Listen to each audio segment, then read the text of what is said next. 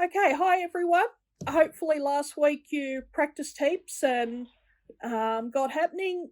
If you're still struggling, keep working, because once you get the basics down, how to hold the hook and yarn, how to do chain and your basic stitches, that's job done. The hardest part is learning how to hold everything.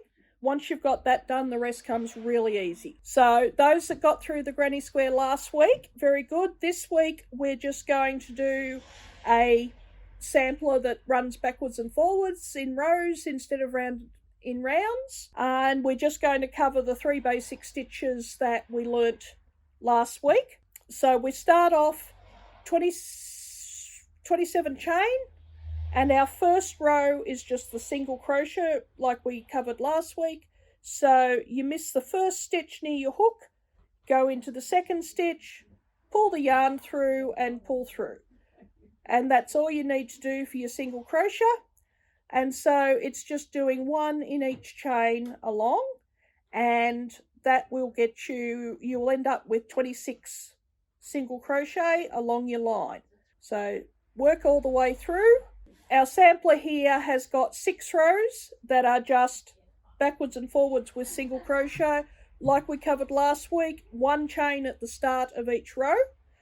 That's why you have 27 chain and only end up with 26 stitches, because your last chain becomes the chain at the start of your first row. So if you continue backwards and forwards for 6 rows, we then step up to the half treble that we covered last week, which again was yarn round the hook, through the stitch, yarn back, and through the whole lot. So the next 4 rows are just rows of half trebles, and you just continue on with them with 2 chain at the start of each row.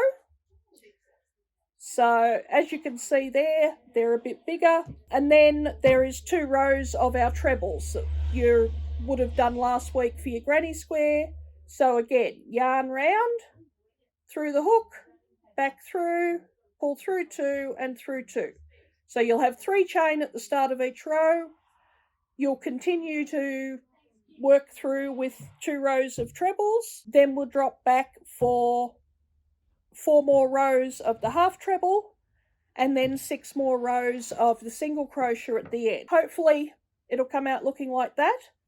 Don't panic if your edges aren't real straight. That one's nice and straight, but see there, that one almost looks a bit wonky. That's just because the trebles are a little bit looser than what the smaller stitches are. The single crochet pulls in tight, but it doesn't matter if it's not perfectly straight. For one thing, borders and sewing things together can cover a lot of faults. I like to say that crochet is a very fudgeable craft.